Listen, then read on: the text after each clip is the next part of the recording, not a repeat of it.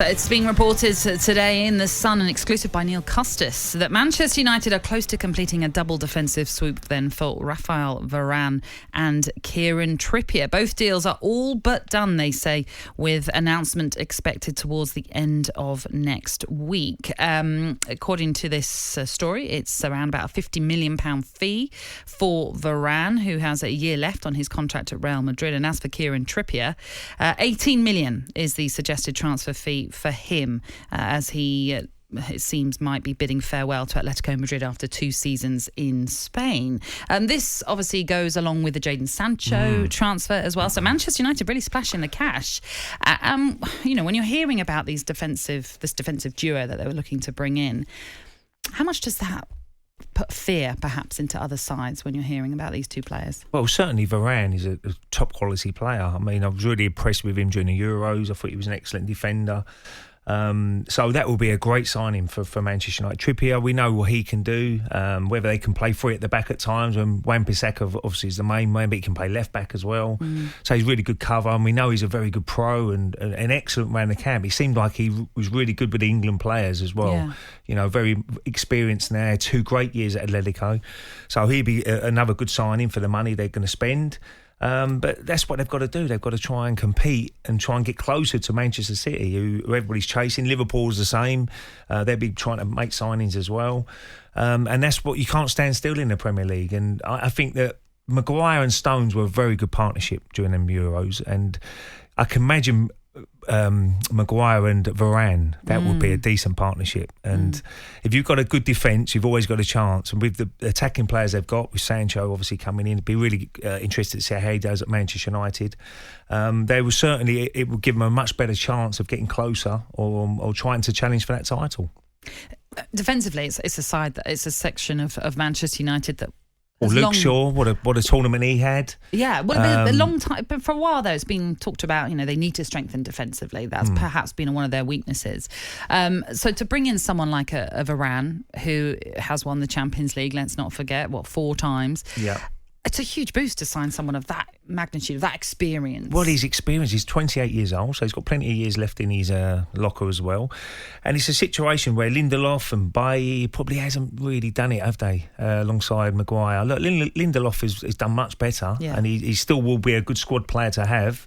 But if you've got Varane and Maguire, Luke Shaw left back, whether it's good with Wan-Bissaka right back, suddenly that's a decent back 4. Suddenly he might fancy playing a back 3, and suddenly Wan-Bissaka can probably come in alongside Varane and Maguire. Then obviously Trippier can play on that right hand side of going forward. So there'd be options for Ole Gunnar Solskjaer, and that's all you can do. You've got to try and bring the best players you can into your team to give you more of a chance to try and challenge. And as I said before, you can't stand still in the Premier League. You've got to keep going out there. Look at Man City being linked with Grealish, Kane. Whether it happens or not, we'll have to wait and see. But that's a sort of hearsay you want to hear. If you're a Man City fan, if you're a Liverpool fan, you want to see your club linked with top class players. And Manchester United, they can get the deal done.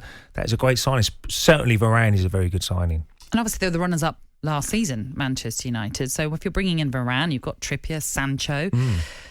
Are they getting closer then to perhaps being a side that will properly compete? Well, we want it to be closer. I mean, as a football and a Premier League fan, that I want it to, I want it to go down to the last 2 games of the season with 3 or 4 clubs trying to win a title. The last couple of seasons, people have run away with it, and it's been at times pretty boring towards the end. And the relegation battle has been more exciting.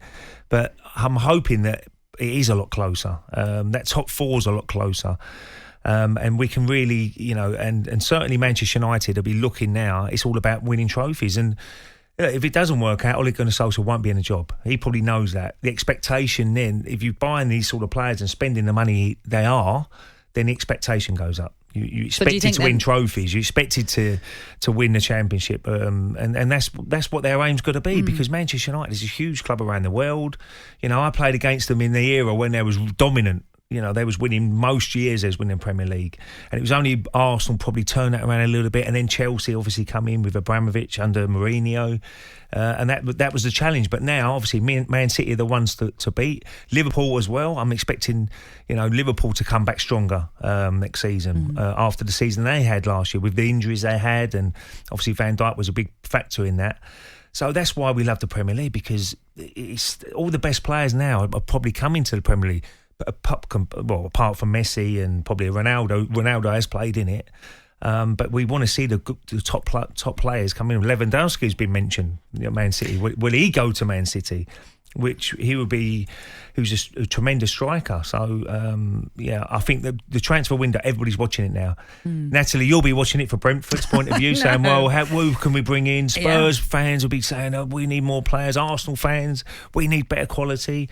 And everybody now is waiting to see what their clubs do, who they support. I wanted to pick up something you mentioned just before we touch on Lewandowski, as you just brought that up. But, these two defensive players that they're looking to bring in, along with Jadon Sancho, will take their spending to more than £140 million. And you sort of mentioned there about Ole Gunnar Solskjaer's got to get it right. If he doesn't get it right this coming season, could that spell the end for him? Oh, definitely. I think he's a realistic man. Once you're getting backed because you're buying players who you want, you've got to deliver as a manager. And some people probably question marked Ollie a little bit at times. That final's disappointing. Villarreal, they should be beating them, really. I was disappointed that Arsenal didn't beat them. Probably at that time, Manchester United were a better team. So that was a really disappointing end to the season. But they got in the Champions League, which is very important. Now it's all about winning trophies. And I think that, he has been backed. He can't complain about it. They haven't spent money, because they have. But you've got to deliver as a manager. And if you don't, in the Premier League, we've seen it so many times, you don't get a chance. We see Mourinho getting sacked before a cup final at Spurs. So it's all about results, and it's all about winning trophies. And I think Ollie, he knows that. And if they don't do that and they don't deliver, then they'll be looking for another manager. And you mentioned Robert Lewandowski, another player being linked then with a move to the Premier League, this time with Manchester City. He turns 33 next month. Has 2 years still left. I'd love to have seen him when he was 27 in the Premier League. Oh, he would have been brilliant. But does that seem like the right move for him? Now, let's not forget that last season he was incredible for Bayern Munich, scored 48 goals in 40 appearances, broke the Bundesliga Gerd Müller record as well. Is he the right player that Manchester City should be turning their attention to? You look at Ronaldo, and he keeps doing it every single season. People, I think they do look after themselves a little bit better than back in the day. You used to always say 34, 30, you're finished, more or less. But I think now you look at Ronaldo, Messi, just signed a 5-year contract. He's at 34, so he's going to go to 39. Will he be playing at 39? It'd be interesting to see. But I'm sure he could do a very good job for a couple of years. And if he does bang the goals in for Manchester City, which, look at the opportunities they create. And if you've got someone of his quality putting the ball in the back of the net, Cavani done it for Manchester United. He's obviously staying for next season. Then, maybe it is a quick fix, and it ain't a long-term like a Haaland would be, like Chelsea are looking at. But if he can score enough goals in the next 2 seasons, but clinches the title for 2 seasons running, then it's a great signing. So, and maybe delivers the Champions League. Yeah, and his assist play as well, where he holds the ball up, brings other players in as well. He's a top class player. So I'm sure Man City fans would love someone like Lewandowski to turn up and play for Manchester City for the next 2 years. And somebody that Pep would have worked with at Bayern Munich as well. Yeah, he knows him very well. But for me, I know there's a lot of talk that Haaland is maybe going to Chelsea, and there's a lot of talk going that Abraham might go the other way. But I think he's the one that most managers would love to have in their team, because he's young, he's perfect for the Premier League with his build and his pace, and his finishing ability is superb. And he's only going to get better because he's so young. With a little bit of guidance, with a top-class manager, then he's the one I would try and be going for. And I'm sure Chelsea are doing everything they can to get him. And that suddenly gives Chelsea a big, big lift going into the new season. But then what about Harry Kane? What happens with him then? Well, I don't think Harry's going to leave Tottenham. No. I don't think he's got a 3-year contract left. And I think Daniel Levy is going to price him out of the market. Now, I know Harry's said that he wants to leave, he wants to go and try and win trophies.